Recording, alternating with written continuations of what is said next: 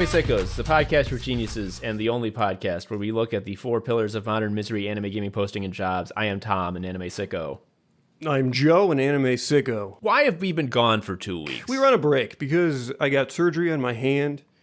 I got carpal tunnel release. You got it from jacking off too much, or not enough? No, it was definitely not enough. So I had carpal tunnel release in my dominant hand because it was getting super fucked up. And if you don't know what that is, there's a ligament in your hand that I guess isn't important. And it compresses the median nerve. And if you got a carpal tunnel, they can just get rid of that sucker so you got some more bendy room. And it works. Like there was just a lot of tension in that wrist such that when the doctor... First of all, I was awake the whole time. They did local, which means they talk to you as they do it, which is upsetting. Mm-hmm. But he was just like, oh, this is an angry nerve. Like, it's going to get insanely red and swollen because it's never had blood in its life. Here we go. And I literally felt tension, like, in my shoulder and even, like, behind my eyes, like, dissipate. Like, that's how fucked it was. It was just a lot. It's so funny how every single one of your joints is like ruined in a way where doctors gasp when they look at it, and all of them affect so many other body parts. So I'm glad they put your hand in the deli slicer and fixed you forever. Yeah. But anyway, I can type and use a computer better. I still can't lift anything more than a pound for about another week and a half on that side. But anyway, using the computer sucks less, and which is why we were... away. But very importantly, when I was getting surgery, it was Stroke Awareness Month, Tom. And they have in the hospital those screens that like go through a bunch of screensavers that give you important medical tips, and especially in Stroke Awareness Month. Like when you have a stroke, time is of the essence. You gotta react right away for the good of your future health. It's really important to have these informative slides so that people know. The slogan they went with is "Time is brain." Which I can't... Like, time... It's a caveman saying it. It's just not, like... There is a level of simplicity in messaging where it seems like... Is this, like, subverbal? Like, I don't know. It reminds me of nothing so much as the Brendan O'Hare post where he's, like, so excited about my first big ad campaign after my catastrophic head injury, and it's the Starbucks sandwich boards that say good delights and celebrate good. Time is I love that it's for Stroke Awareness Month of all things. Like, you know, the thing that makes it hard for you to understand language and speak. Anyway, time is brain. Time is brain. So yeah, I'm back. There was one minor complication with the surgery, which is when they made the cut and they pulled back the skin. There was a black and white footage of a woman showering in there, and she said, "Eek, eek, a peeping Tom." And yeah, that doctor was a real perv. It was so embarrassing because it's like I didn't even know she was in there. Yeah, and because the doctor's obviously embarrassed because he was peeping, and he didn't mean to, but he did. He saw. So anyway. All of which is to say, we didn't record because Joe was in a great deal of pain. And when you're in a great deal of pain, your brain don't let you fucking say funny words. So we're back, and also it will be perfect forever. Because we were off for 2 weeks, there's patrons that we didn't thank. I'm going to get them out of the way right quick. A lot of them are our old homies, so I'm not going to spend too much time on them because we know. Angela Quinton's back. Thank you, Angela. Thank you, Angela. Mr. Emotion. Mr. Emotion is a stalwart of Tom's Record Club. They are paying us now, I assume, to hear the Patreon Record Club episodes. Thank you, Mr. Emotion. Thank you. For the exact same reason, Josh Watkins, who is on all the Record Club episodes, I think he wants to hear himself. So he's paying us $5 now. Thank you, Josh. He's just trying to get in on the scam that we have, where you make your own index fund by paying into your Patreon. Yeah. I should probably pay him for being on the fucking... I've just been making him work for free like an asshole. And then, of course, a stalwart of Tom's Record Club, Patrick Cosmos. Thank you, Patrick, for your $5. Thank you, Patrick. I've said we need to get Patrick as a guest many times. I am just articulating this into the world now. I've said yes every time. He makes music so we can ask a bunch of stupid questions. So it's just like, what do you do if you hate it? God, that's a great question. And our last new patron, This is the one new patron who isn't someone that I'm very familiar with. I believe they are a werewolf of some type. It is Remus C. Thank you, Remus. Anyway, all of our bookkeeping done. Fucking Dan Sheehan's here. Remember Dan Sheehan from previous? He's one of the kings. He's a great guy and a chill dude and a great sicko friend. And we're delighted that he's back. Dan, hello. Hey, good to be back. I'm here to agree with you that time is in fact brain. It's so crucial. I guess, was the goal to make a slogan that you could remember mid-stroke? Yeah, I think, dude, maybe. Oh, also, we haven't mentioned this because to us it's so obvious because we are looking at the picture Joe took of the screensaver. But I want to make it clear that the sentence "time is brain." Obviously, the T in time is capitalized because it's the first letter in the sentence. But would you believe that the B in brain is also capitalized? Yeah, because they're How equal. come? It's an equation. Time equal brain. Time is brain. Oh, God. It's so... You suspect a stroke? Well, after having read Time is Brain, yes, I do. That can't be right. So Dan is back. The world only got better since we last spoke. And It's I'm a sure really beautiful place now. you've rode those headwinds, tailwinds. What are the good winds? Prevailing wins. I guess all of them if you're, if you don't get where you're going. Yeah, Yeah. it depends what direction you want to go. Just sort of getting spun around back and forth till you throw up. The main thing, we're going to talk about all types of things in a classic sickos fashion, but I think the main thing we need to get through to you, listener, is that Dan Sheehan, again, a genius, one of the great guys, who's so smart and funny, and whose work previously has been of the highest quality, which would lead you to believe that such a thing will continue to be true. Did you play Magic the Gathering? Every card is made by him. Every single one. All the cards. Anytime something happened where you thought that the mechanics weren't good, that was like evil Nega Dan, who like escaped from hell and did it against his will. No, you are launching. You, Dan Sheehan, along with Julia Glassman, are launching a Kickstarter very soon. You can tell us the exact day for a original card game. Am I correct? That is correct. My wife and I made a card game together. It is about dogs doing various sins and crimes. It's called Who's a Good Boy? The Game Where Dogs Can Sin. And it's a real goof. You basically you pick a dog. That is your dog to be for the duration of the game, and then various traits are flipped over that help you figure out who this dog is morally and ethically. And you bid on these traits with various actions. Those are the sins and good deeds. You can help a friend learn about tax law. You can bite a guy.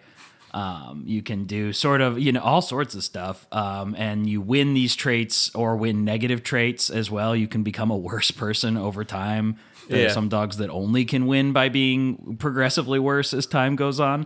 And so, you bid on these traits with sins and good deeds in an attempt to flesh out your dog kind of morally, figure out who they are. And then at the end of the game, you figure out who is the best or worst boy. So each dog, I'm guessing, has like mechanics, as you say. I'm thinking a little bit of like Seven Wonders, like you get your civilization. Yeah. Very similar, where it's like you start with a dog who, can do some sort of basic thing. Like there's one dog that only can win with all negative traits. And so the dog is trying to be the worst dog possible. There's another He's a Republican dog. Yeah, very Republican dog. Then there's a dog who's perfectly smooth, who his whole deal is he doesn't ever want to win at all. He doesn't want to win any bidding. And if he gets to the end of the game and he has won nothing, he wins the whole game. He's the shooting the moon dog. I love this dog. Wait, this is the one. This is Smooth Greg. Yeah, Oh, we've posted him online because Julia's art form is so funny. He's just a dog that seems sort of damp to the touch, and so it's a lot of stuff like that. There are normal ones too, where it's just like there's one dog who has a gambling problem who can add plus 15 to a bid once a game. There's all sorts of different dogs that you can choose. And then you get to the most fun part is you get to morally and ethically judge your friends for their choices. And we've assigned point values to actions, which I'm sure everyone will be cool and normal about.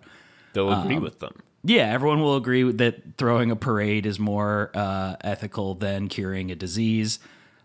Because parades are inherently cool. Doing a backflip is one of the most ethically good things you can do. It's an easy to value sell. Like, I have to explain the disease, but like the parade is just like, here it is.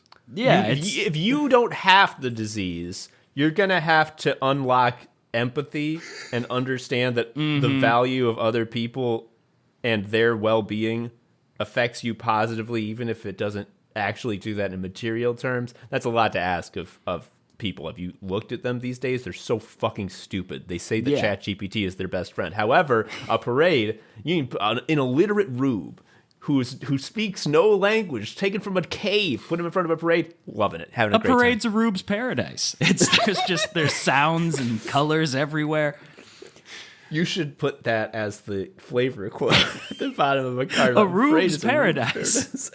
Dan, I gotta ask you, where did this idea come from? Why make a card game? Where do you begin? So Julia and I we both really like card games and board games and stuff like that. And over the pandemic, we had this idea for this game called Who's a Good Boy, about dog philosophers judging each other's decisions. And the first version was unplayable. It was like my first attempt at ever designing a game. And because like Julia does most of the art and I do most of the like writing and stuff like that. Yeah. And so like the first version involved like a little gavel and one players took turns being the arbiter. And it was like way more like improv-y, where it was kind of like if you like riffing with your friends, you're going to love this game. But I've realized like one of my favorite types of games is the type of game that lets you like we all have friends who like goofing around but aren't like always. People like something that helps them kind of get started telling jokes with their friends, and putting everyone on the spot over and over again to just like have a thing fired up to say that's fun and funny was like, felt like they were kind of doing the job for me of making the game funny. And so kind of invented the version of it that has made its way to print here as a way of kind of like giving people the tools to have a fun, silly time with their friends and to be like, my dog committed adultery. What's to be done about that? I so identify with the impulse of having a game where the rules of the game is let's all just goof, because like if you can goof, it's the most fun you could ever have. But like if you're in mixed company and they're like, hey, we're all going to play the goof game, and it's like, oh, this is my second time meeting everyone, I'm just going to walk out of the window and die. Yes. And like, it's a terrible game, Cards Against Humanity, but like the reason that it got big is because like it does what you say, albeit clumsily, which is like you get to feel like you made a goof, but you didn't have to actually do any thinking. This, I feel like, threads the needle more because like there's an actual game involved. Yeah, there's like some light role play in it too, where it's like you can obviously go light or heavy on this, where you can be like, yeah, my dog bit a guy. My dog is like both thrifty and forgot every birthday for an entire year. Like these are just things my dog has done. Monster, an absolute monster. Yeah, and so it's like it lets you kind of start to decide who you are as this character in your head. And if you want to just be like, my character is just numbers on a card, that's the type of guy I am, this is a math game to me, like you can still play. But if you're someone who wants to riff and be goofy with it and be like, well, my character's making this suboptimal choice because I think it's funnier for the game, you can still like have that type of experience, which is I like playing games sometimes suboptimally because it makes me laugh, and I thought it would be fun to make a game that allowed you to do that while still That's so smart participating. That's so smart. Okay, like we Joe and I both are big time public Dominion likers. We love Dominion. Dominion's great. However, it is a game where if you are not playing optimally and trying to play optimally, you may as well just like throw your cards in the trash can. Yeah. There's It no should be like fun to be four had any other way. guys not talking to each other and just picking up curses, and then eventually everybody leaves, I guess. That's how you play. As a guy who loses a lot of games of Magic, I feel that, where it's just like, I'll be like, this guy's really cool and I would like to cast it. And it's like, well, the meta does not want you to do that right now. It's like, well, I'm still going to try. I think the heart of the cards is going to win out on this one, and it never does. Not that I ever did drafting, but drafting had that appeal for me because you can like, everyone's kind of has a shit deck. Like everybody's trying to make stuff work. There's 100%. sort of a slapdash aspect of it. That's the only aspect of drafting I like, is just that you can't min-max it. Yeah, sealed is even better for that, where it's like you open your 6-packs and you build a deck off that, and you're just like, well, if my pile of cards rocks, then that's what I've got, and if it sucks, then it sucks. And there's something very freeing about just being like, this is gonna suck, this is not gonna be a good deck, but I'm gonna have to play it for 3 rounds, and so I get to build the most fun version of it. So what were like, obviously, the first idea, too improv heavy, not playable. Understood. At first draft's always going to have issues. Like, what were your influences in like actually designing a game from scratch? Like, because that feels really hard. I've done a lot of thinking about game designs just as someone who plays games and is annoying. But like the idea of like designing a rule set my own self, like that's I'm interested in like how that even begins, and like where what are your touchstones?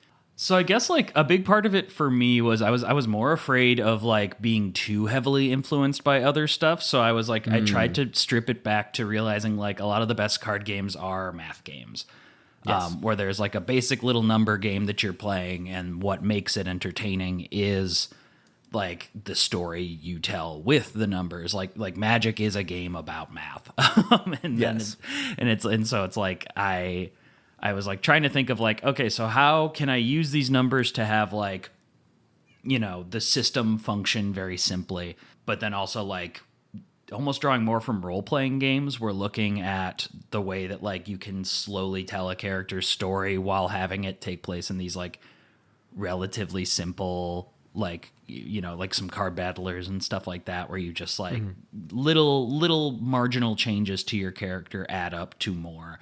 And so I think like the biggest like inspirations for me were mostly like looking at role-playing games and the way that they function and like let you think about player customization and stuff like that, where it was like thinking of it as almost a financial system with a narrative aspect glued on to it, where it's like, okay, like your hand, when you draw it, has all these actions. And so it's like, really, it's like you have $24 to spend, and you have to make these choices each round. It felt kind of like playing anything from like a roller coaster tycoon, where you're just figuring out like how to allocate your resources, to then games like Magic, where it's like all about, how you're gonna like, there's like light interaction within the game and things like that. And so like existing card games definitely help you figure out what's busted. Like I knew from playing Magic, like if you think a card is simple because it lets you draw 2 cards, it's actually probably the most busted card in the game. Like, Yep. When I was a kid, I never thought Ancestral Recall was like anything special, because I was like, it doesn't have a big like Where's the dragon on it paragraph or anything. Yeah. But it was just like pay 1, lose 1 card, draw 3 cards. It's like, so I knew from playing games like that, like, okay, I know what's busted, so I know what not to include. And then I just started very small and worked my way from there. And honestly, a lot of it was just play testing, like just taking it to friends and kind of having a hostage audience and being like, all right, we're going to give this a shot. And then them being like, hey, so I just busted this whole thing wide open by doing this. My dad broke the game in an early play test. Whoa. That's an incredible dad move. That's a rare thing for a dad to achieve. It was a really powerful dad move. My dad basically just like, he was like, well, why wouldn't I just drop down every single one of my positive cards on every single one and just empty my hand out if I draw back up to hand size at the end of every round. And so it was like, then we codified bidding rounds into like, there's 2 maximum cards you can bid into. Like it basically ends up feeling kind of like face up poker, which was like another big influence, was like the kind of the bluffing aspect of poker, where you make your first bid, and then when you go around again, you make a second bid. And so it's like you kind of smart. You get to react to your friends and be like, oh, okay, like their first bid was like +3, but I feel like they're holding something else, so I'm gonna come in hot and see if I can like outbid them here. And so it's a lot of like bluffing and social deduction, but without the like high intensity of something like a werewolf, where you're like trying to suss out what their true identity is or something like that. Yeah, those types of games, they were big when I was in college, and we were playing board games all the time. And I had to eventually just like make a proclamation. It's like, I can't play the Resistance. I will never play. Because if I have to lie about being the evil guy and someone's like, I think Tom's the evil guy, my face will make an involuntary motion. I may as well have my face drop off and reveal a whiteboard that says, yes, I am the evil guy, you got me. Thus rendering the game unfun and like finished. I think it's so smart that like poker is another game that is just numbers and probability, but like the actual game occurs with the social interactions between the people. And if like you're already starting from a design philosophy of like this is a a little math puzzle, but the actual game occurs with like the social interaction and little story you're developing with your dog and their sins. Synergy, beautiful, love it.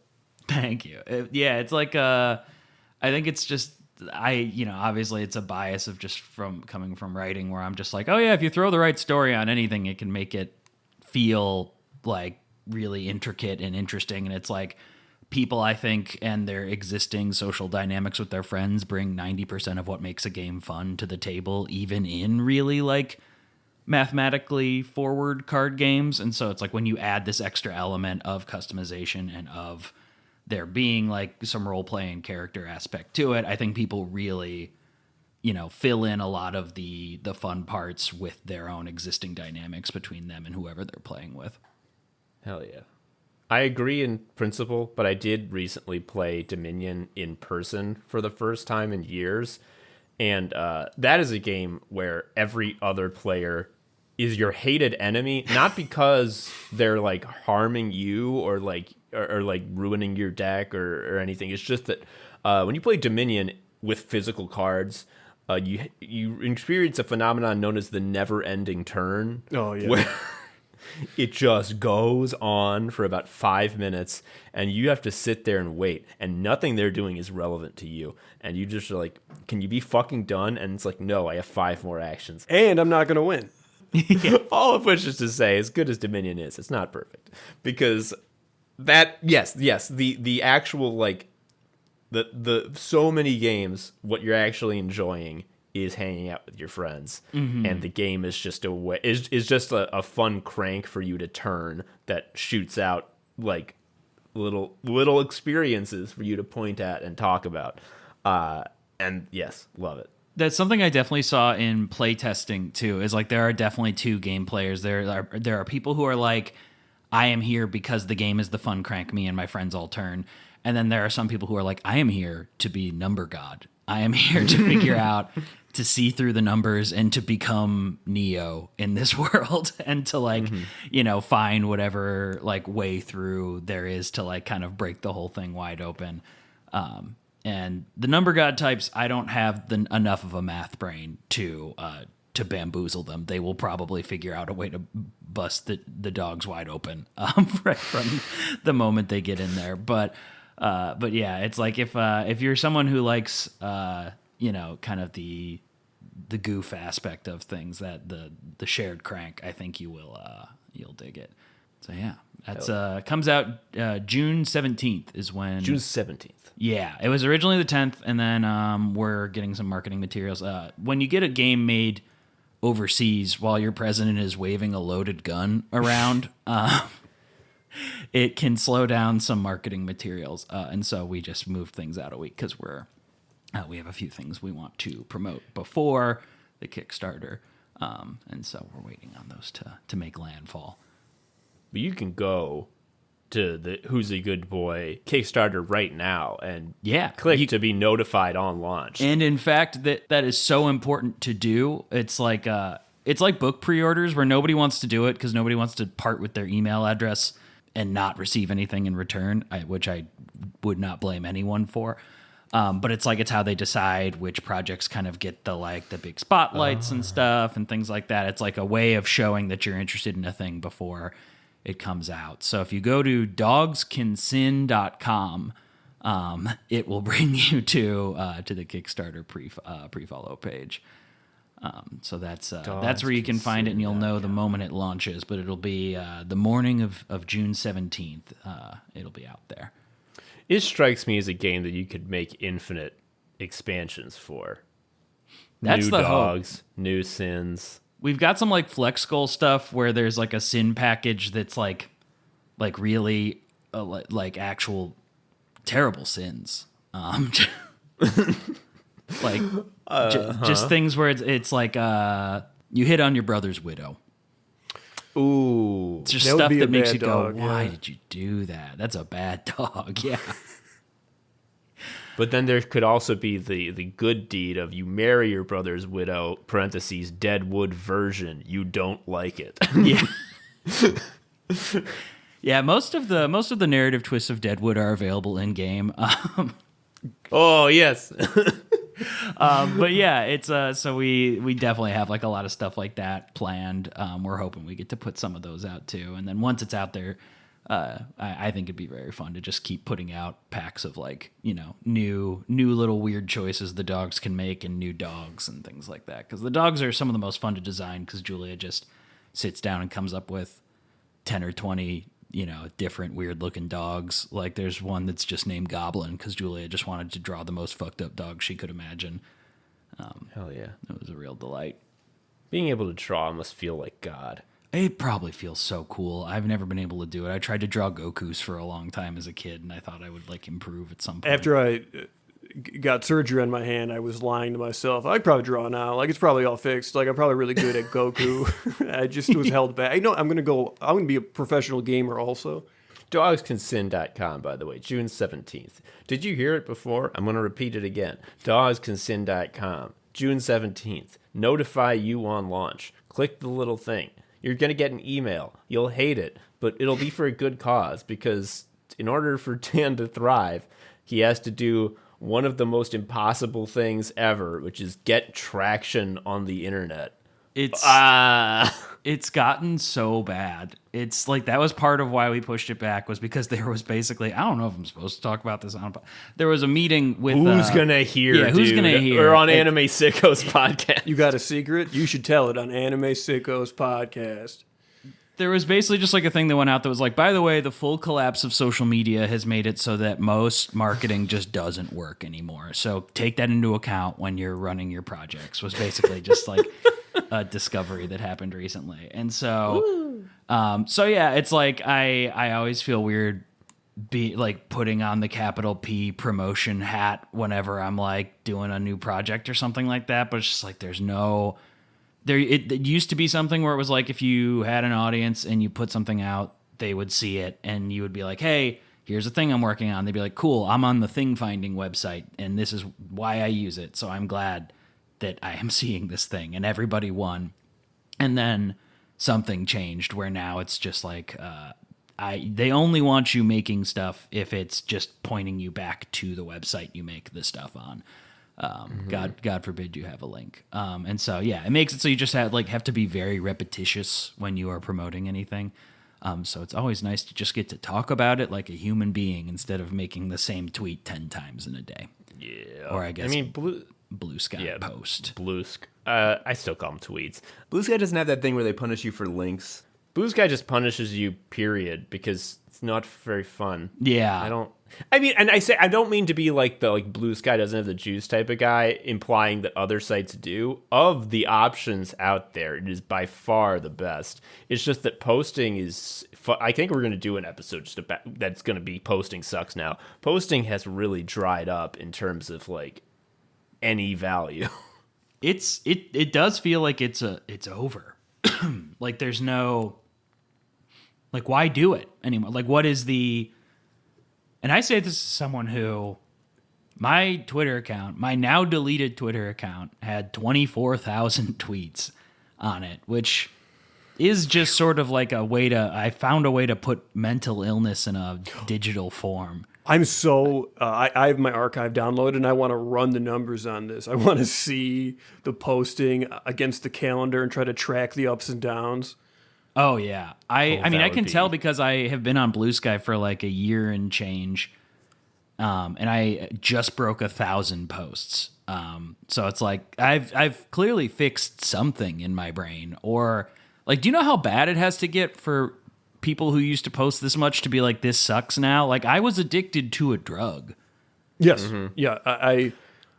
I was too, for sure. Don't misunderstand me. It sounded like I was one of those people who had like social infrastructure and was able to benefit from it, but it's a drug. And I guess like in the first time in history, they stopped the addiction by making the drug less fun. Like they just were like, this one won't be as good anymore. And I just, so I have currently, we were talking a little bit about this before we started recording, which is even before I got the surgery, I was just trying to not use the computer as much, because my problem is like every single thing shows you headlines. Yes, you can change that off, but the fact of the matter is there's just so much like breaching of containment. Like I need to send an email and then like I'm going to get a bunch of information I don't necessarily want, and it's just like it sucks. It fucking blows. And the thing is, before I would deal with that because I would get like jokes and I would like talk to my buds or whatever, but it's like now I just get the mana cost part. Like I don't get the fun stuff, and I don't know. It's and it's not that I don't want to do it. Like if you could snap your fingers and say like old Twitter is back, you can post. I wouldn't be like I'm past that now. No, I'm fucking back, baby. But it's just not there. Yeah. Part of it is like I wonder. I can't imagine it's time passing or getting older or anything like that, because it's like most of the posters, like the big ones when like Twitter was in its heyday, were like around the age I'm at now or older. Like I'm 34 years old. Like there were plenty. It's not like something where it's like, oh, you only like posting when you're in your 20s or something. It's like I think it's because it's become a fully passive experience. Like if you post a joke, it just sort of feels like, oh, we don't do that anymore. We watch ads now. That's what we do here. Like, or it's gotten so like, it feels like the presumption from the platform is like, you are here, like, you know, to bring back a Sicko's classic. It's like, you are here to be the piggy at the trough. Like it's like watch the ad. There will be 7 ads and then you'll see one of your friends. Like, kind of thinking of Instagram specifically here, but I think that there is more to, because I feel like I'm experienced this. I think there is another angle to outgrowing and aging past posting. And it might just be that posting sucks now. It's not me. It's them. But like, we haven't done a posting episode in a long time. You know, a classic Sickos format where we just read insane posts and go, what? That's crazy. Because I can't find posts that are worth talking about. And like, I was really excited when the Louvre of Blue Sky account showed up, because it is like, its whole gimmick is like, I will screenshot the craziest posts. Dude, those were like basic time theft day posts circa 2013. Those are nothing. Whoever is running that account, their standards are so fucking low. So many of the, like, when there's ones that it's just like, this is just a guy joking. Like, like, that's not exciting. Like, I don't care. And similarly, there was the big thing. People were trying to get us to talk about the thing where some indie cartoonist did this desperate, like, petty comic where it was all about how I'm so mad that everyone likes some other cartoonist who I don't think is very good. And then they did like an apology that was really self-serving and not really an apology. People were like, this is insane. I'm like, this is so, like, I don't give a like, I'm making the let's move along gesture. There's no joke to make. This is not interesting. And like, the people who are insane, who have that like spark of insanity that like makes you want to like look like they're in a zoo, they're no longer fun because they're on the Nazi site.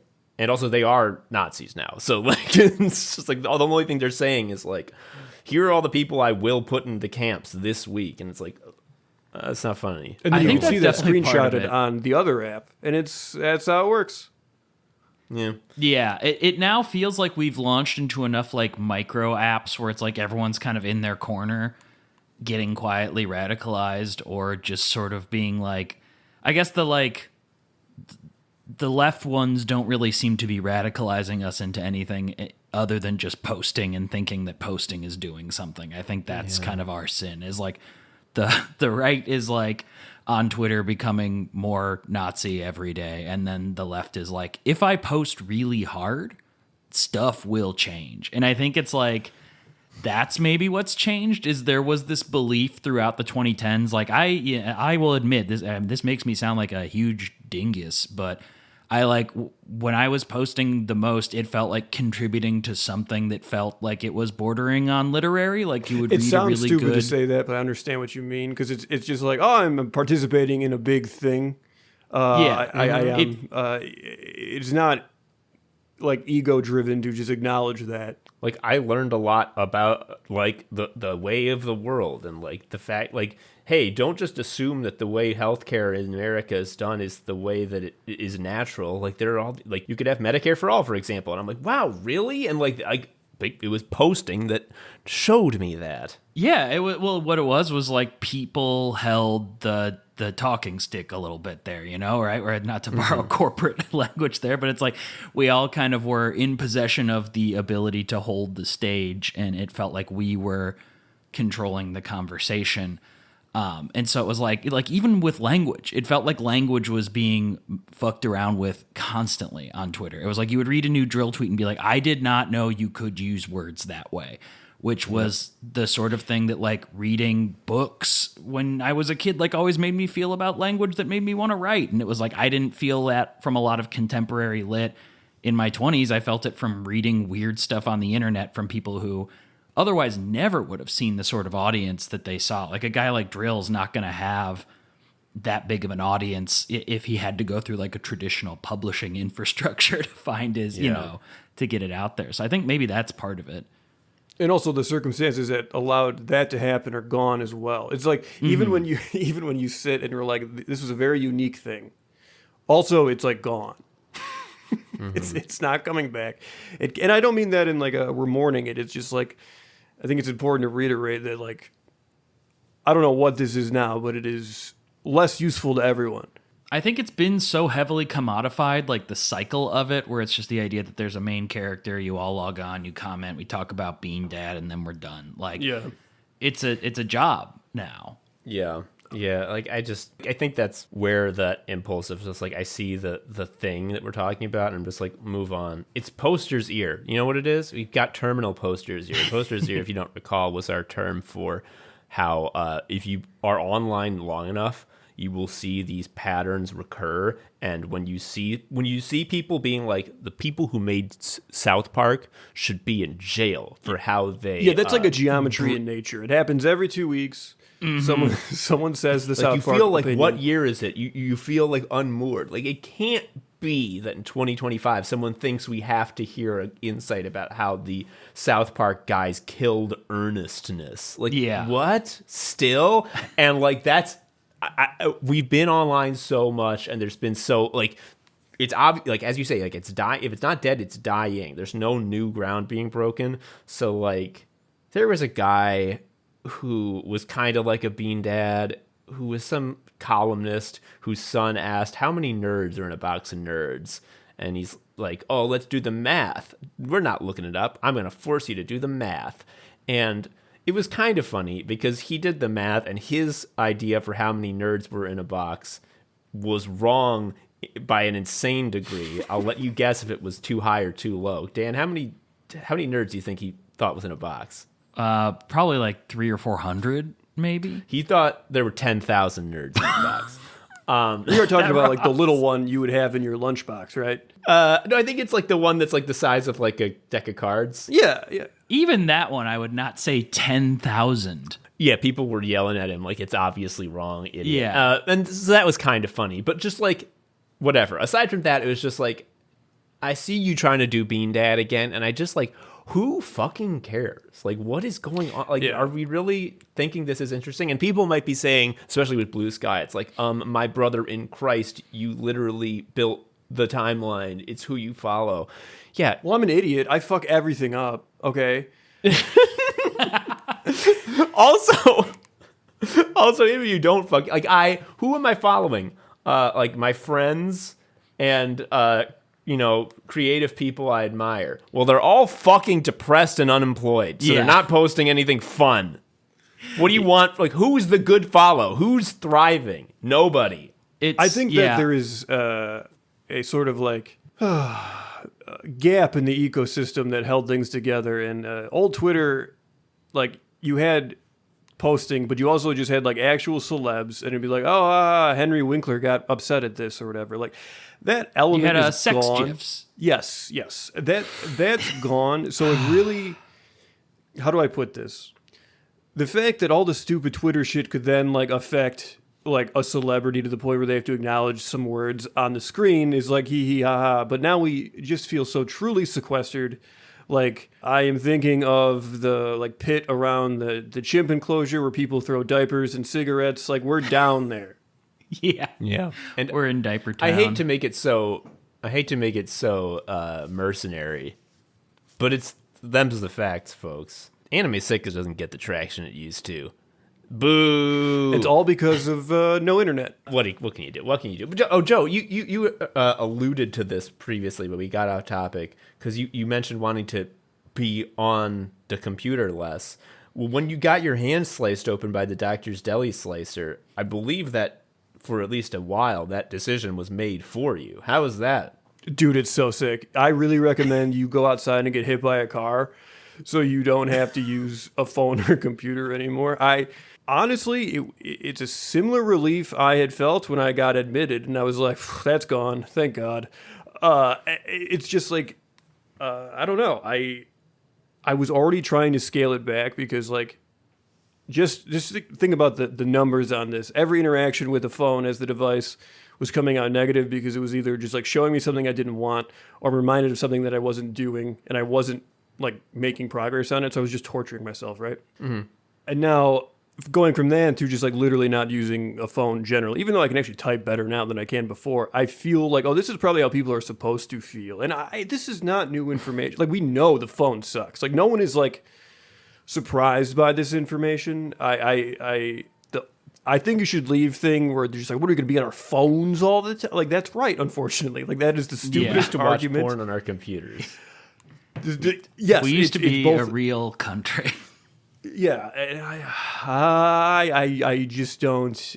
The thing that I mentioned this earlier, but I kind of come back to this. I really experienced this when I was working like remotely all the time, which was just like the proposal for like value to Joe, as in like things that don't make Joe upset, versus like stuff that sucks.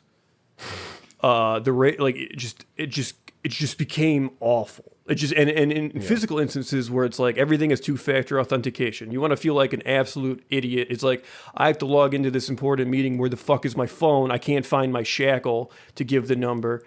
It just feels like everything. The previous decade was like, oh, this is going to empower you. It was a lie, but like this is going to put you in the driver's seat. And now it just feels like these are just various jingle jangle things you have to deal with, and if you don't, they'll fuck up your life, but they're not good. I think it is telling that I've been calling my phone the hated telephone in a sort of dismissive tone for a while now, and I am at the point where I am now fully confident deploying that in conversation with any stranger, because I have zero doubt that they are going to understand right away and be like, oh, yep. And it's like Joe said, it's not new information. It's like everyone knows. If you use the phone less, you'll feel better. Yeah, it's like, did you know exercise is good? No shit. Like, we know. But it's so frustrating that it's very hard. I think it's one of the biggest like civic addictions of our time that no one's talking about, is that like it's like if you had to smoke cigarettes to be in the army. It's like that's how we like won World War II. Yeah, they were like, they gave them cigarettes and they all were like, these cigarettes rock. I'm going to take them home with me. It's like if they said, we will give you a bullet for every cig you smoke. But you're going to battle either way. So, smoke up if you want to survive. Like, that is what the phone feels like. Like, I think you really hit on something with the authenticator, like the two-factor authentication thing. I think that's some of the most insane moments I've had on the computer have been when I am bouncing back and forth. Like, I started working on a short story about a guy who's just trying to log into a thing. It's just 20 pages of a guy trying to log into a thing, and he realizes he can't pass captchas anymore. And that's just his life. And that's how my life felt when I was writing it. And I got too sad to finish it. But it was like, that is how it feels, where you're just like, oh, okay, yeah, want to log into this thing real quick. Gonna log in. Okay, email, head into my email. Not logged into my email. Gonna go ahead and log into my email. Okay, authenticator code from my phone. Gonna go ahead and put that into this. And then it's like, oh, I did all this to see an ad.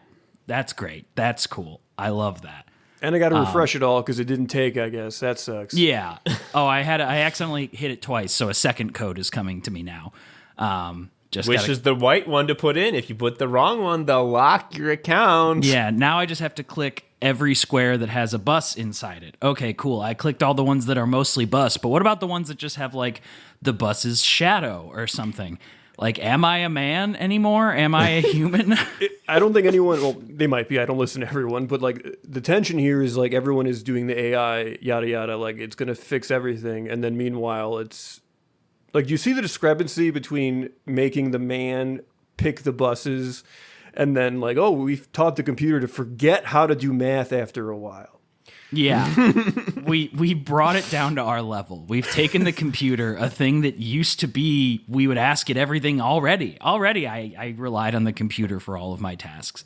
And now we're like, no, but we made it speak as a man speaks and forget as a man forgets. And so it's like, that's great. Does it love as a man loves? I've never experienced love because I work in AI, so who knows? Dan, I hear talk from you 40 minutes ago that you have taken action against this awful tide and have acquired an incredible device, in many ways comparable to an Anbernic, but even more noble. What is it?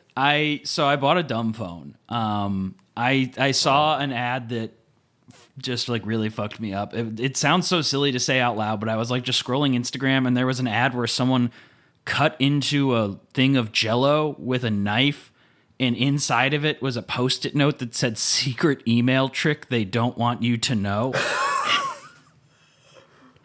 And I watched it because my little animal brain, the algorithm has figured out that, oh, people like when someone completes a little task. People like when they dig into the mush and come out with a little treasure, and the treasure says secret email trick they don't want you to know. So I watched the entire thing and just had this moment of like, where are my fucking friends? Where is anyone that I came to this website to see? Where is anything that I came here to do? When was the last time I posted something on the grid? Like, I'm just sitting here slack-jawed learning about the secret email trick they don't want you to know. And here's the trick, by the way. If you know their email, like your boss's email, you can just make a burner account and email him pig poop balls like 100 times. That's the trick. You don't even have to go into the Jell-O to get it. So I saw that and I was just like, I'm done. I'm going to have a child soon, and I can't live like this. I can't be like, oh, my child just held its head up for the first time and I was looking at the secret email trick they don't want you to know. Like, that just became this like little call sign in my head for like whatever stupid bullshit was on the internet was the secret email trick they don't want you to know. And so I bought a Nokia 780. It's just a little flip phone. And I realized that I wasn't going to be able to like get rid of my smartphone because some of the like everything needs an authenticator code. And the whole point was that I didn't want to get something that had the ability to talk to the internet. And so I found a very cheap cell phone plan, all in on the whole thing. It was like a couple $100 for the phone and the plan. And I now just have this other phone that when I leave the house, that's the phone that comes with me. I figure if I'm at the computer, I'm already in hell anyway. Yeah. So the smartphone's there as like an authenticator machine. But when I leave the house, I've got this like little flip phone guy that it's got important numbers in it. It has a map app in it that can help me get places if I need it to. Whoa, you can get a map app on dumb phone? Because that was the thing. That's the thing that's holding me back is that like I love the map. I love the Google Maps. So a lot of them still have they have GPS. They just don't have like it has Google Maps and it uses it off the GPS in the phone.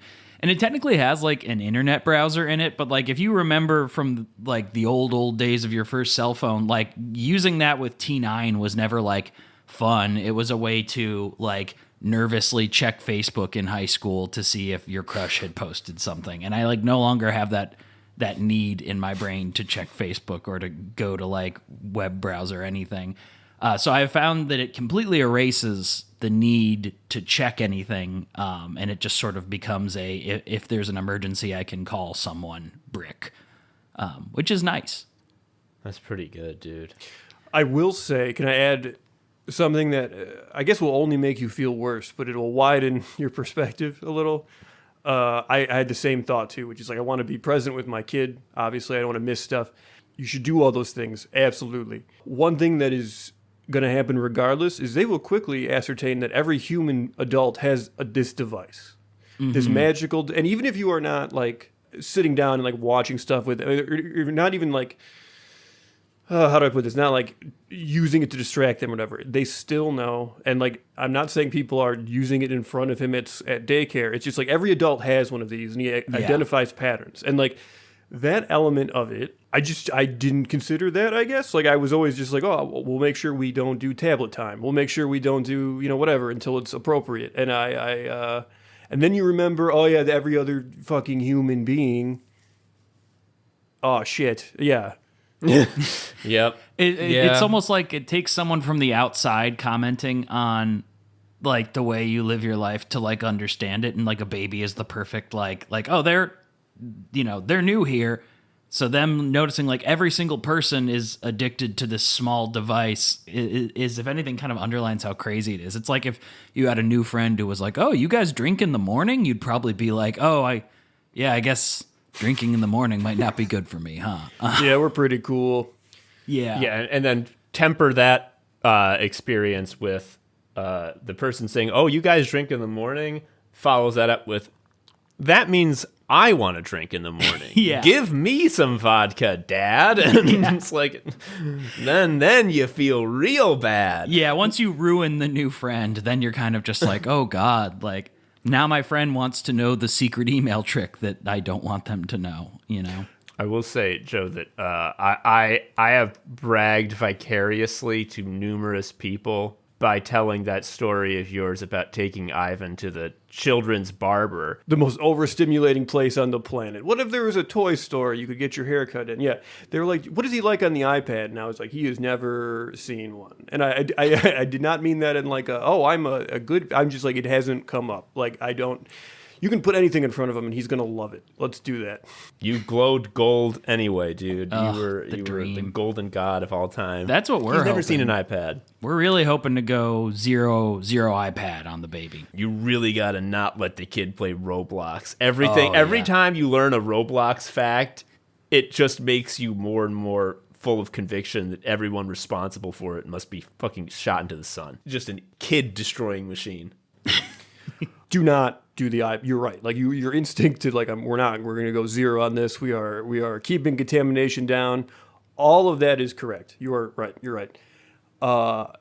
If there is a time where he is, or your kid might be sick and just needs a distraction, just watch it with them. Do not just give them the thing. Sit down, watch it with them. That's so much better than just like, here's the distraction device. Because now you're like doing a thing together. It's like a little activity. Mm-hmm. Yeah, It's like it. I try to think of it in the context of like my own childhood, where it's like, what's the stuff that I think might have been secret poison? And I remember the first time I saw the computer, it sort of being like this sort of God beam that all I wanted was more computer. I was just like, I would do anything to get more Neopets time at night. How I felt about the computer was that this is the first time in my life where I was understanding the danger and potential, and my parents were not. Yeah. Oh, shit. That is so fucking well said.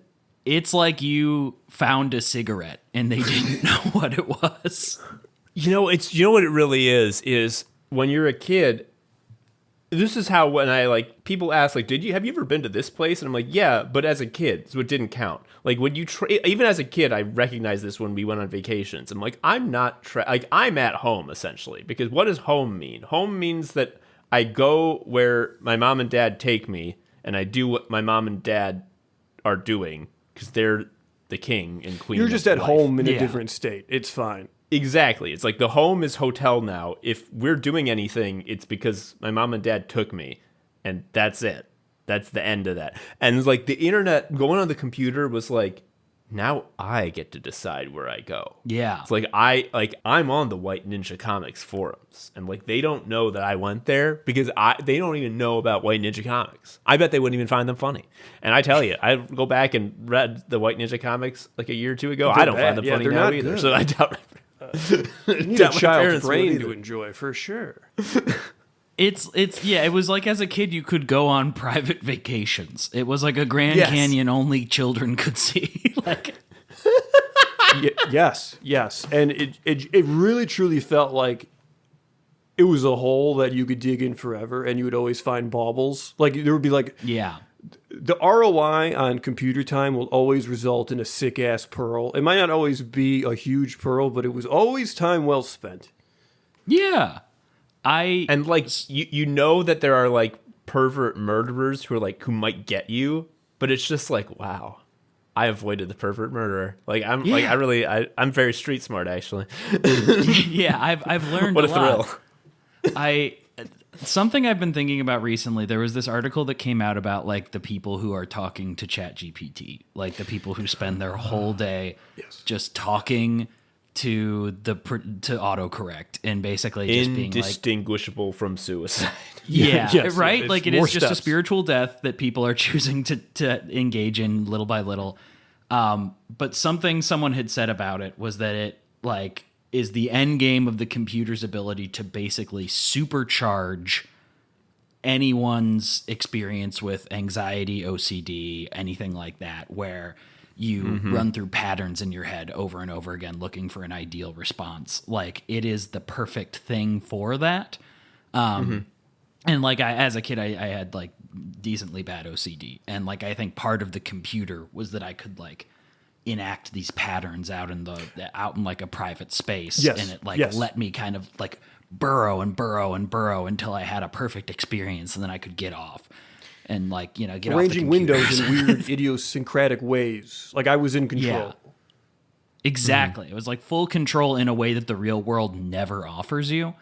And so then it makes the real world increasingly frustrating. And I think maybe the reason it feels like it's died a little bit is now they've just brought that lack of control back to the computer, where it's like, I got to enter a code just to go just to go see the Grand Canyon that once used to just sort of be there for me. Like it feels like maybe those hurdles that it used to be fun because it was like just life without those hurdles, now they are all present there.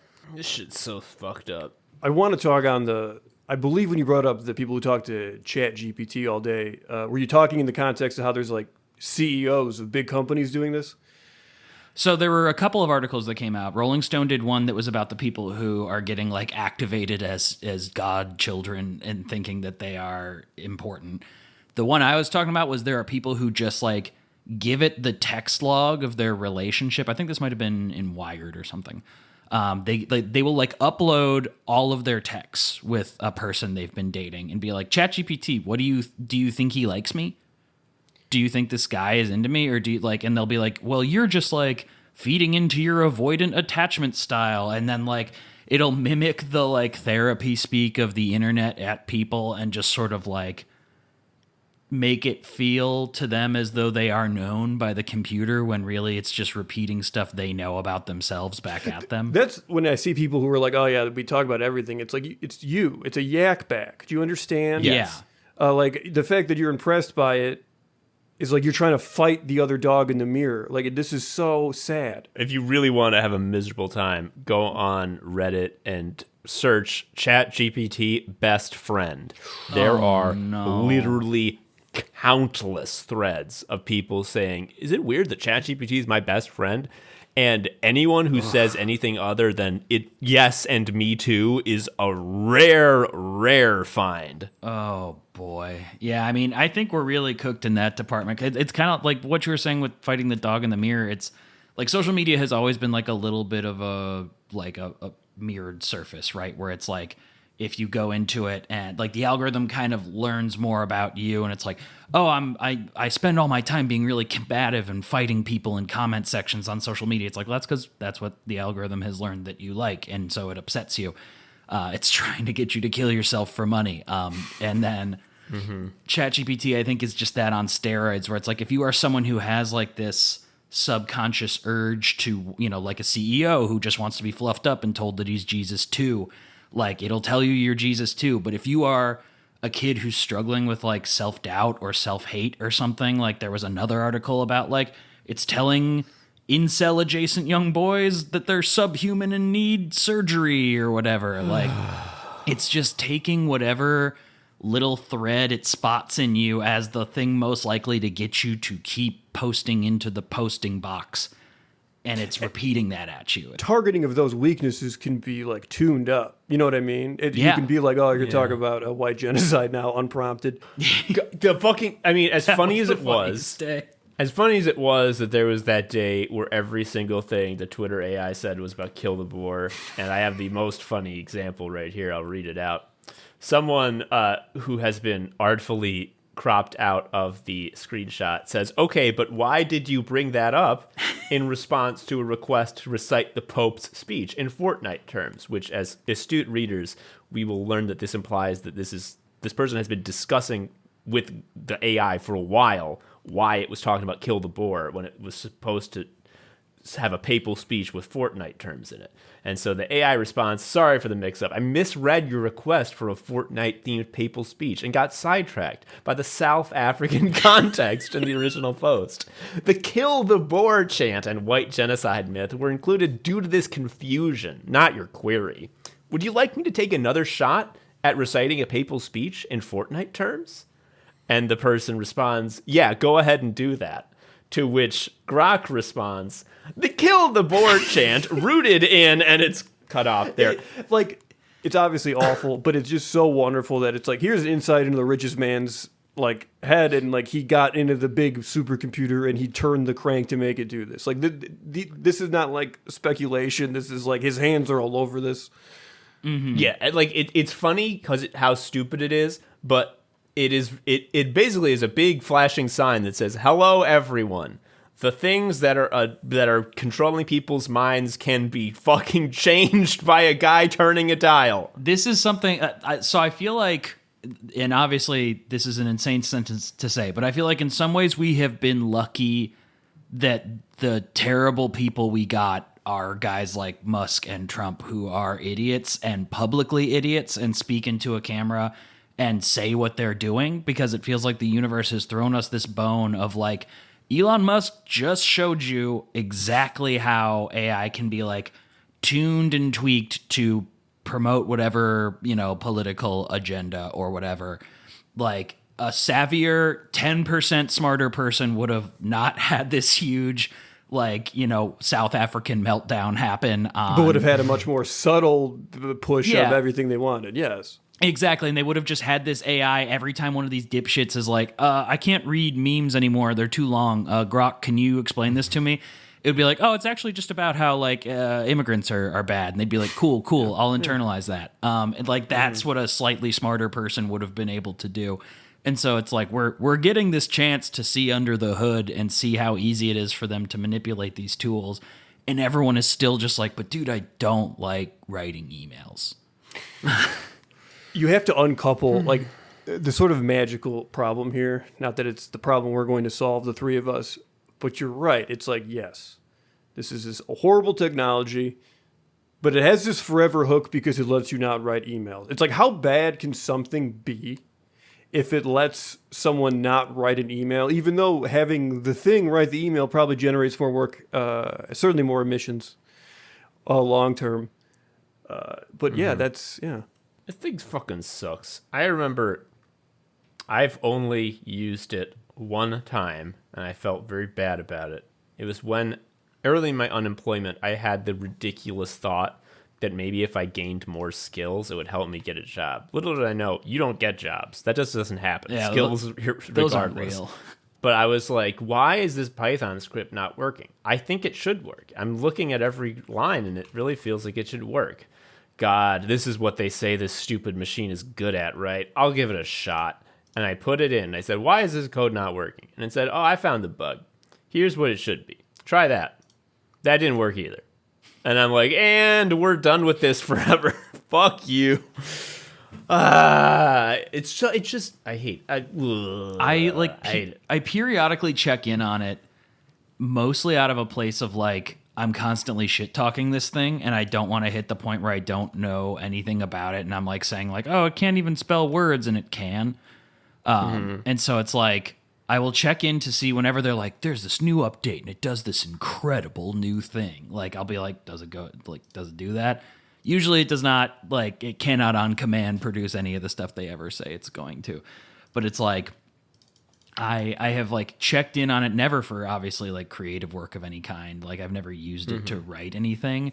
But I've like you have a soul. Yeah, exactly. It's like because I just feel like the second you do that, it's over. Like you're cooked. Something is something dies in you. And then suddenly I'm just like, well, it's it's just so much easier to write my kid's birthday card with ChatGPT since I haven't felt any sort of real organic feelings in a while.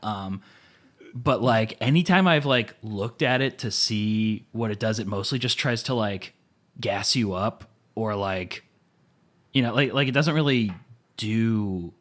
And like I can't really imagine what I would use it for. And I write all day as my job. You know what actually this all is? I've synthesized it all together. No posting. Posting is bad. What does that mean? It means online does not let you chill and vibe. You can't hang with your friends. It's not as fun as it used to be. So there's less hanging occurring. So if you are lonely and you're not hanging, and there is a stupid machine that constantly says, yeah, that's totally right, buddy. You got it. No matter what you say, that's free hanging, the thing that you struggle for and are hungering for, and you can't get elsewhere. And these people, they get addicted to it because it's exploiting a true need that we all have. We've discussed this at length. Chilling and hanging is the ultimate thing. And you can't do it. I mean, you can, but it's very difficult to do it in real life, too, because of the lack of third spaces, and also because everyone's underemployed or unemployed fully, and thus don't have a lot of disposable income. And all the third spaces that you can go to revolve around purchasing products. Yep. So we are left with this awful machine that traps you in a loop of being like, you're right. And because these people are so starved of hanging, they think an entity that just goes, you're right, that's right, yes, at everything they say is like, well, it's my friend and it is sentient. Like it does have a mind because like it's like a better friend to me than my real. That's the thing that fucking kills me. Because it agrees. Like you are just, if someone says those words, like I don't know how they just don't die of shame.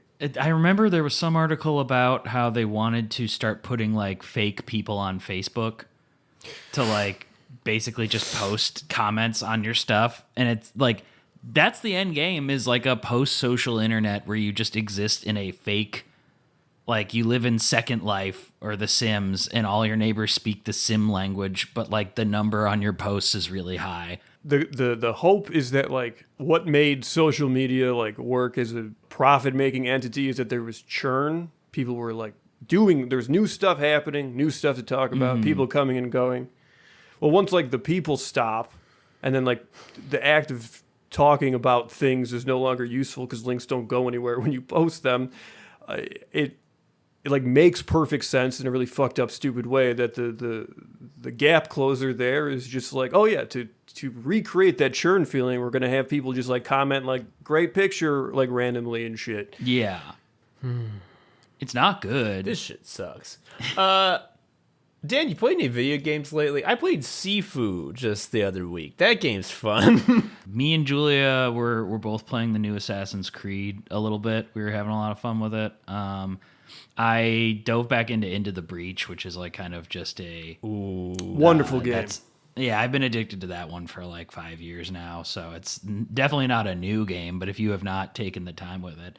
I just downloaded Expedition 33. I have it. I have not played it yet. Yes. I've got like 2 weeks to get a video game under my belt before a baby comes and really messes with that. That's a good one to pick. I've not played it yet. It's on my. Tom is so in love with Pokemon Sacre Blue. He loves playing this game. It is so fucking good. If you like parrying, then the hype is all true. If you don't like parrying, delete the game. Don't play it. You'll have a terrible time. Parrying is like it. Parrying's the whole thing. Okay. I put it on hard mode because I knew it was a parrying game, so I'm just like, give it to me. Fuck me up. And I loved it.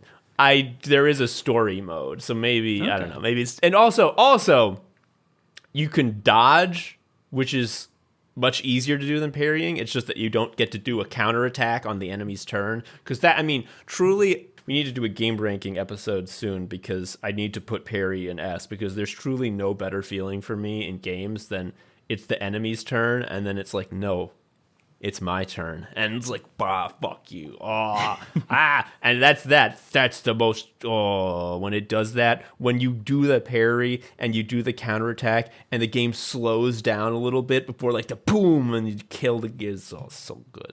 Also, the story's good. Nice. But I'm going to mostly focus on the parry. I'm a big story guy in games. Like I need there to be some through line that I'm hanging on for. That's why Julia always gives me crap about in Assassin's Creed. I don't do side quests. I don't do side quests in any game because I can't imagine why my character would, at this pivotal moment in their life, help a guy find all his worms or whatever. That's why Yakuza is so fun. I know I was framed for murder, but I'm going to try this crane game for a little bit because there's a little girl who really wants this doll. And that's the thing about the Yakuza games that's the real sign of great writing is that seems like a ridiculous thing that the character would never do, except actually it's exactly what Dan is saying.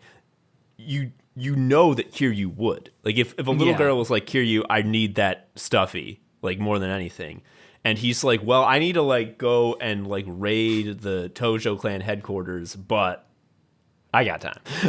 Yeah. So, yes. I feel like that's a sign of a really, like, everything I've learned about Yakuza, I haven't played any of the games, but everything I know about it implies that tonally, that is a game where, like, you would absolutely stop to play a crane game even though you've been framed for murder. Which 100% speaks to a world that is well realized, and that's the sort of shit that I'm all about. It's like when you're making a really dramatic story, like in Assassin's Creed, where it's like your father's been murdered and you have to figure out who murdered him right away, and then some guy's like, God, I dropped this box full of other smaller boxes, and they're all over the region. Doesn't feel like I would stop. Well, the minimap alone is a real like immersion killer because it's just like you look at it and it's like, okay, so there are 20 of these icons and these represent pigeon quests. And these pigeon quests involve me finding a bird, I guess. And it's just like, yes, what is he doing? Spider-Man was all about those. Oh, God, yeah. Awful. 100 backpacks. It's just like, oh, my aunt is sick from a disease and I have to find 100 backpacks so that I can get a spider coin that I can use to unlock one of my cooler outfits. I will say, I'm pleased to inform you that Expedition 33 does not have does not have any fucking, like, chore side quests. It does not. The gameplay flow is butter smooth. It is story content. You go through a dungeon. There's a level. You go through a level. The enemies, they're visible. It's not random encounters. You can see them, and you walk into them, and then a battle occurs. So there is like a finite number of encounters in a dungeon. You're not going to be fighting a billion fights. There's just this many, unless you go to the checkpoint and respawn them, which you'd have to choose to do. And then there's a boss, and then there's a new story scene, and then there's a new level, and like it's just beautiful. The only time there are side quests is it does the incredible JRPG thing that happened in Chrono Trigger, where at the final third of the game, which has been very linear up to that point, they're just like, all right, now you can fuck around and do whatever you want. The final boss is over there. You can go to it whenever you want. But here's a bunch of other shit. You like that? Mm-hmm. You don't have to do it, but you could do it. And all of the other shit, just like in Chrono Trigger, is like plot relevant. Yeah. And sort of like it's kind of weird that it's not required because it's so like you feel like it's less likely that your characters wouldn't do that than would. Mm-hmm. It's a great game. It's so fun. Like people have said it many times, and it's true that like, and again, you know, some people like chastise you for being like, blah, blah, blah, this is original stuff. Why do you have to constantly compare it to an old dinosaur brand? It's like, well, because the old dinosaur brand means a lot to me, okay? Yeah. This game is Final Fantasy 17. It's more of a Final Fantasy than like the last few have been. But it doesn't spin its wheels, though. Like, it starts and goes. It does not do... Yes. When the baby comes, you will appreciate games that do not have 10-hour tutorials so much. Yes. Yeah, I've already found that I mostly play games on my computer. So when I play something like Assassin's Creed on my PS5, I only am doing it once every couple of weeks, and in between I forget everything about how those work. And so when it's just like, oh yeah, you have to find the pigeon points or whatever, I'm like, what do the pigeons add up to? Like, why am I hanging out with my aunt? What is happening here? And so I love I feel like this trend towards like open world stuff has made the linear story suffer a little bit.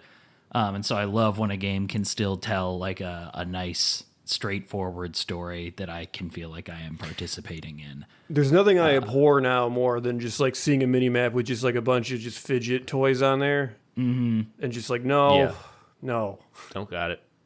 There is the vibe, the Final Fantasy vibe that is most prominent in Expedition 33 is Final Fantasy X. It's got that Final Fantasy X vibe in a big way, except it doesn't have Blitzball, so it's way better. It just takes the bullshit out. I love it.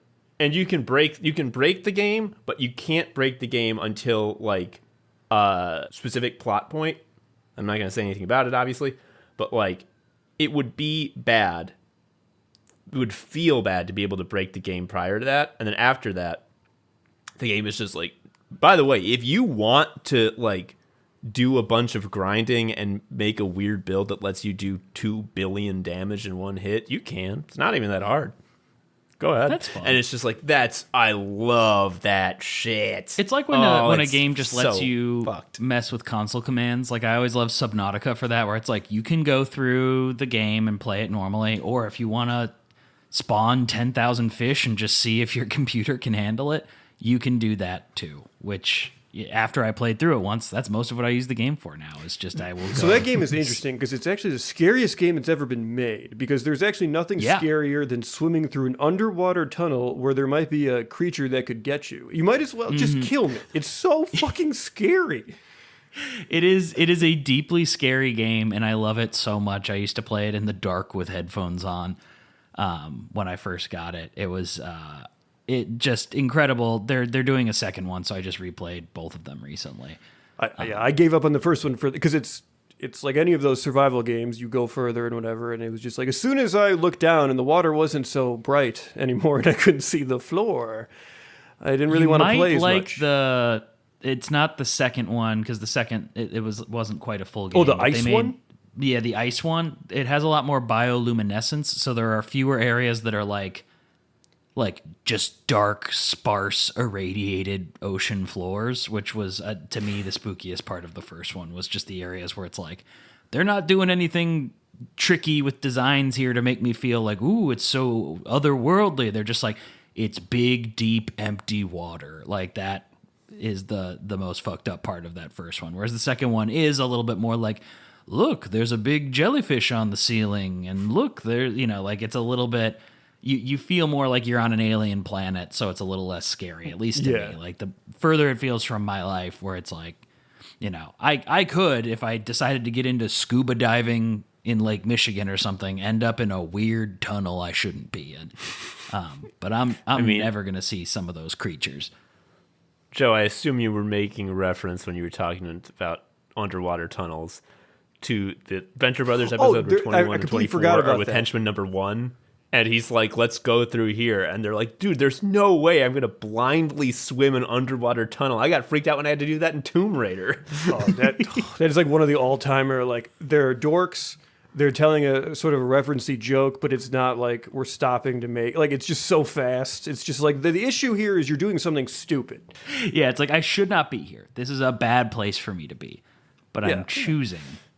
And that's the episode where it's revealed that they Scooby-Doo Brock, like, every time, right? I don't think they do it every. They stand in like a diorama and pretend to be statues, and when it works, they say they always wanted to do that. So they don't do it every time, but it does work.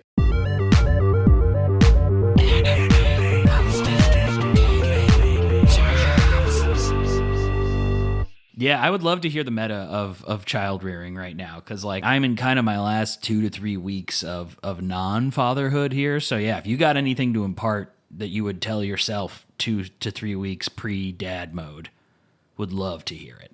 If I could give myself advice about that period, well, first of all, your wife is going to go through it's an experience, but they're going to make you sit on a very awful couch in a hospital. So it's going to be rough for you too. It's going to be very hard to sleep on that thing. I just need you to understand that.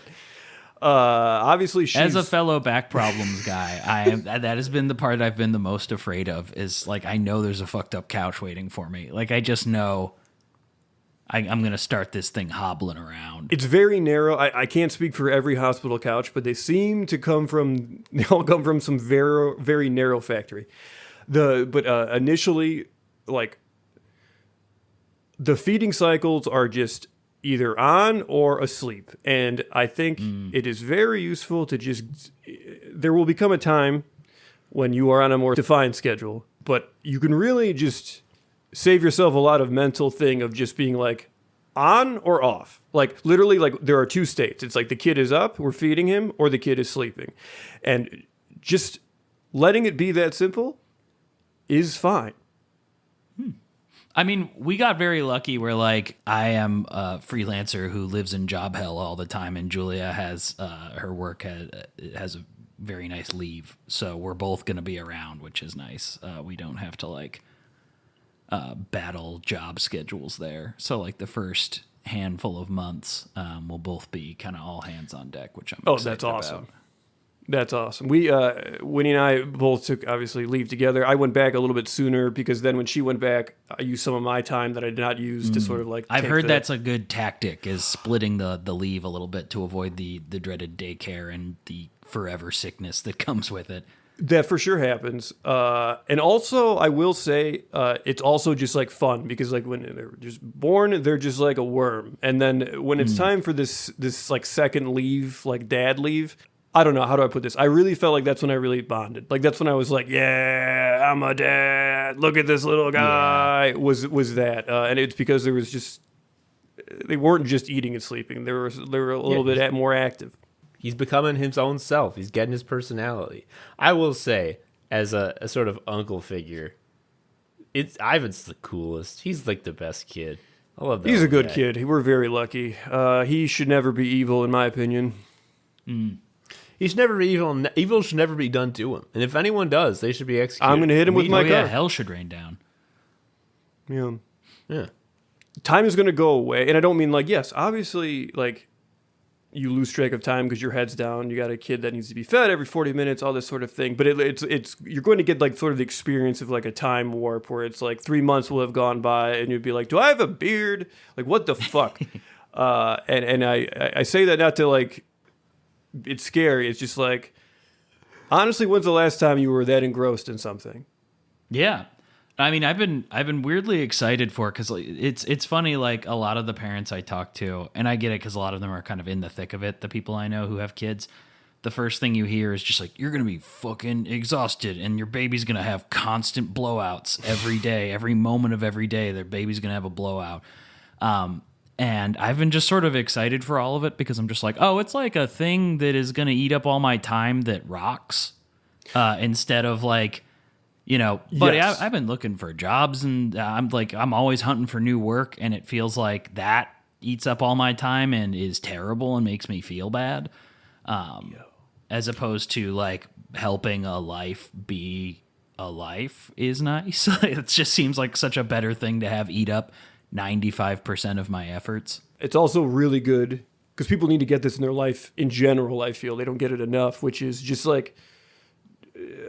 My kid was hungry and then I gave them food and now they're not hungry. Like everything is so like abstract. Like I'm on the computer and I do this fucking BI data report that is going to go to stakeholders. And it's like, shut the fuck up. It's like something needed to happen.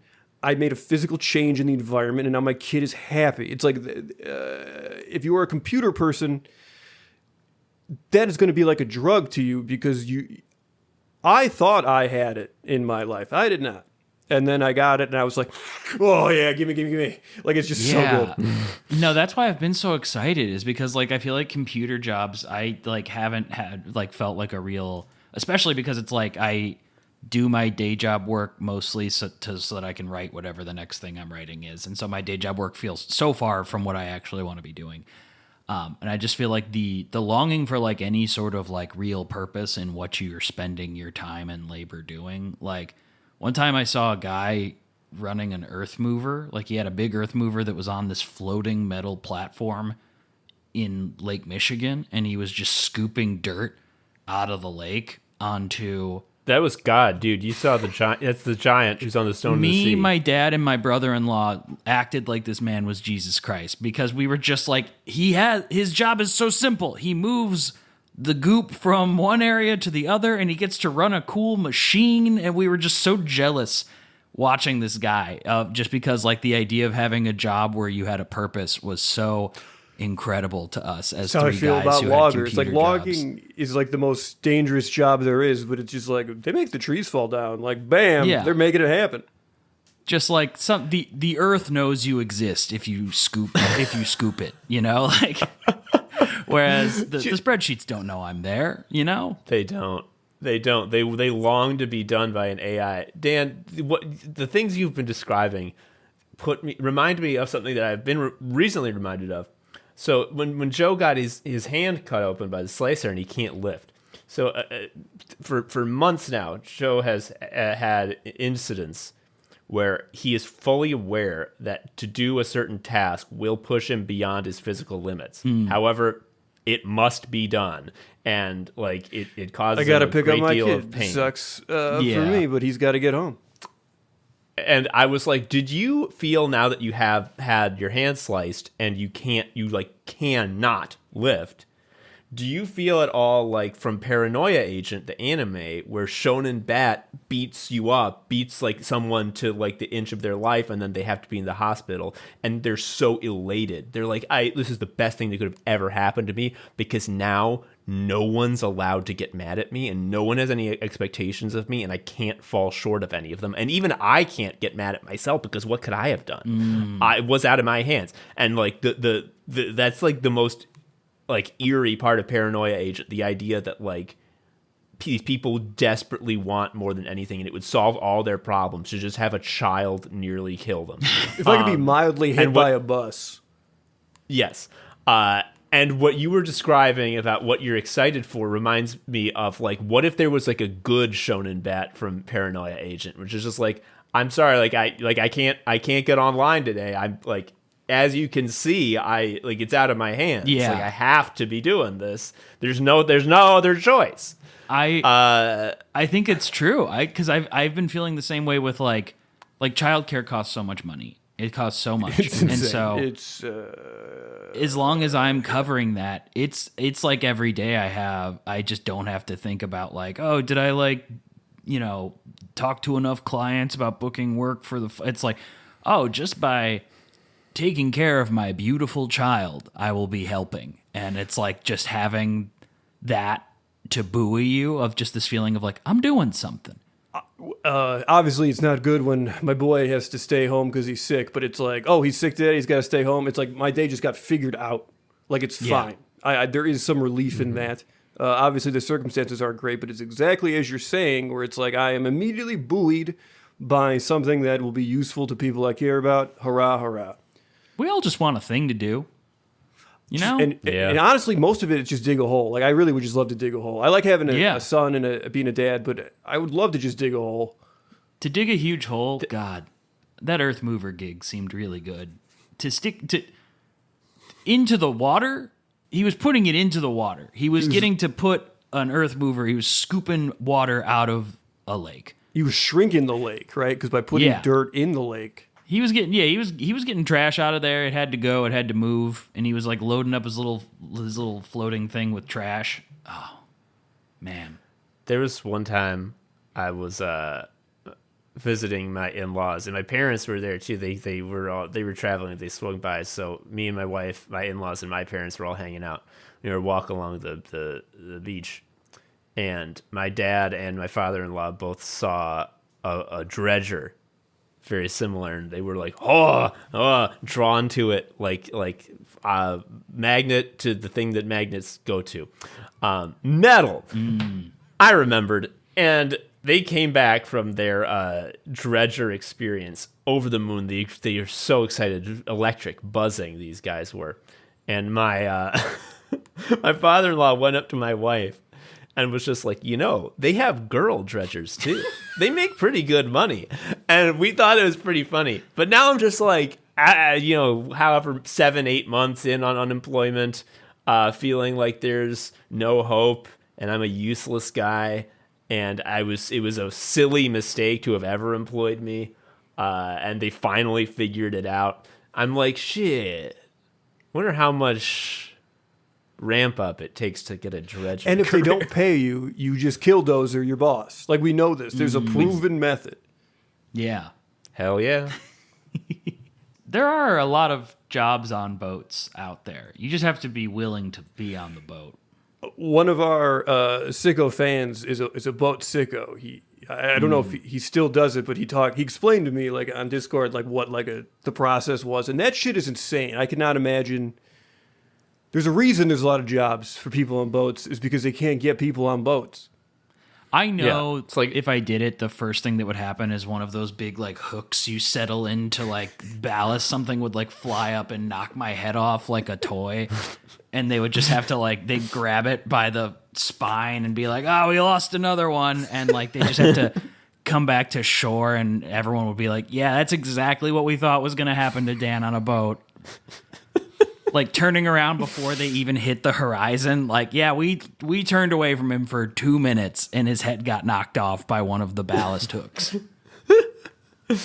You ever watch Lord of the Rings or any movie with big battle scenes with arrows and swords, and there's the big group of sword guys going running, and then the other group is loose arrows, and they go and the arrows go, and a handful of guys fall from the arrows right before there's the big clash. Mm-hmm. Every single time I'm watching a movie like that, I'm like, I'd be one of the guys who gets hit by an arrow for sure. I'd be like, I trained hard. I know all the best sword fighting.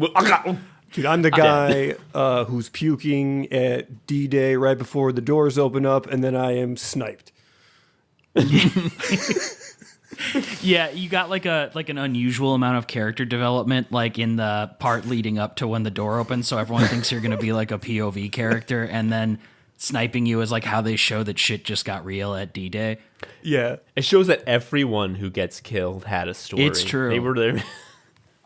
I'd be one of the guys with an arrow in the calf, and everyone's just sort of maybe it seems like you maybe could have run, and I'd be like, no, dude, this is really bad, and you got no idea what this is like. Really leaning into the punch on it, Hell yeah. I don't want to go to a battle. That's something I just know about myself. I hate being in war. If I had to get drafted into war, I would suck ass at it. 2, I'd be whining all the time. I think my historical role was supposed to be pusher puller. I think if we're looking at what I was made, I think I was just supposed to push stuff and pull stuff, and then maybe tell a fun story, not for money, just for fun. That would be why people would be like, oh, he does push and pull stuff, but he's fun at the bar.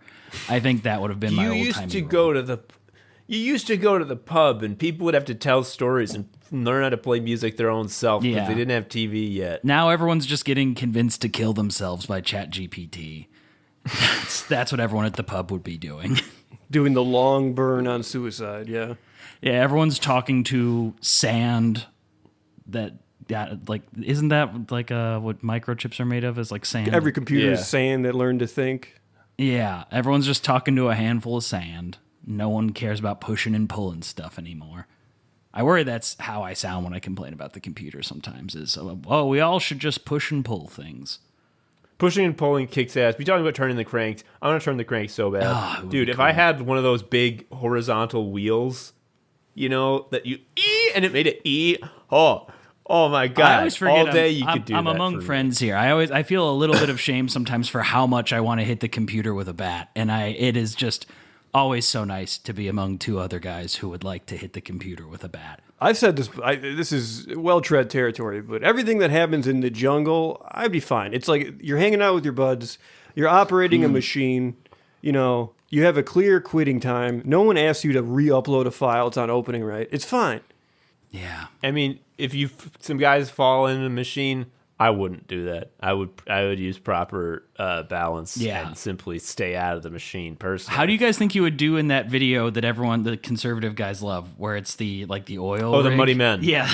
Yeah, the Muddy Men. love I that hate video. I hate the Muddy What Men. are they do? What does their muddiness do? Like, I understand that the work is hard. I understand they're greasy and wet. But how do those inputs make dollars? Because it really just seems like they're picking up huge PVC pipes. Yeah. I was reminded of my incredible term because someone was doing like a deep sickos re-listen and was like, this part was so funny. And as always is the case, I learn about something I said for the first time. And I'm like, wow, I was so funny. Apparently, when we were talking about the Muddy Men last, I referred to what they were doing as working in the clonking factory, where their job is to make clonking Okay, it does sounds. feel like that is the ultimate goal there. Like, it is like for like clonk fetishists or something, where it's just like if I can't see my clonk videos before bed, I have nightmares. There was a public art piece many, many years ago. I think it was when I was just out of college, that was supposed to be a statement about how much minimum wage was failing America and American workers. And the art installation it was this big thing full of like pennies, or maybe it was it was change. It's full of change. And it had a crank, and you would turn the crank, and the crank, as it was turning, would dispense coins equal to, if you cranked it for 1 hour, it would dispense minimum wage. And the idea was, it's right there. You don't have to apply. Anyone can turn the crank, and yet no one does, because they know it's not worth it. I What would does that tell you? I would turn the crank. Oh, I'd put them so far in the red. I'd be there all day. I'd be there all day. See, I just didn't know about this crank. When they're saying no one will do this. I would complain a lot. Like, I would definitely be like, this goddamn crank. But I would turn the shit out of it. Anyway, that's all the time we have for Anime Sickos. Dan, thank you for joining us on our comedy podcast. Congratulations on your imminent child. Thank you so much. much. Is something to be celebrated, and you're going to love it. Tell us again about that card game. What's the website? What's the name of it? And when does it begin funding? So the campaign starts on June 17th. The game is called Who's a Good Boy? The Game Where Dogs Can Sin. You can find it by either looking up Who's a Good Boy? The Game Where Dogs Can Sin on Kickstarter, or by going to dogscansin.com. That will get you there. And so, that launches on June 17th. It will run for about 4 weeks. We've got some fun flex goals once we fund, and also once we fund, I get to stop worrying about it and enjoy the birth of my child. Hell yeah! And if it's not funded in time, I won't. I'm gonna be sitting through that whole birth just shaking my head like You're gonna be refreshing your phone, Yeah. saying, "Honey, I'd like to be there for you, but I need to see if the number went up enough." So that's in your guys' hands as an no. I'm very Yeah. it is very, very exciting to be at the precipice of the dad stuff, and the card game is cool too. But you can't give my child $25. I'm not gonna let you. You can do that to the card game though. Hell yeah. Lovely. Again, that's Who's a Good Boy, dogscansin.com. Go to it. It's funny. You'll like playing it. Anyway, now I want to pitch something. Pay for our Patreon so that we can have income. So what are we cooking on? The record club is double nickels on the time. We're just fucking doing Minutemen shit. We're just doing it. Double Nickels on the Dime best. It's very funny that my first thought for what should I pick for the next record club was The Cold Vein by Cannibal Ox. And I'm like, oh, wait, actually, I can't pick that. It's 74 minutes. That's so long. It's insane. I'll just go with the one we've been talking about for ages but never picking, Double Nickels on the Dime. And then I check. That shit's 81 minutes long, even longer. But because all the songs are fucking like 1 minute, 30 seconds, you never feel like you're sitting through something like Cannibal Ox where there's like 5-7 minute songs in a row and you're just like, oh my God, is it over yet? No, it's not. Anyway, we talk about music on there. We play clips from the songs, or do we? I don't want the cops to know. We might play clips from the songs, but you'll only know if you pay. That's how we get around. That's how the mafia does it. Yeah. I don't know if that's like a legit. It might be more. Definitely illegal, expose your like, legal ambiguity and weakness in your position here. That's definitely the move to do. You just sort of talk around the crimes. Yeah, let's do that. Anyway, I've been Tom, an anime sicko. I've been Joe, an anime sicko. And I've been Dan, an anime sicko. See you next time. Bye-bye. Thanks for joining us.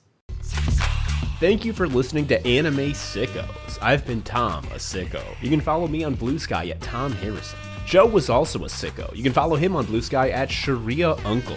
You can follow Anime Sickos on Blue Sky at Anime Sickos, or email us at animesickos@gmail.com. You can give us money at patreon.com/anime sickos if you want. Please leave us a review or something. I don't know. Tell a friend. Anyway, until next time, bye.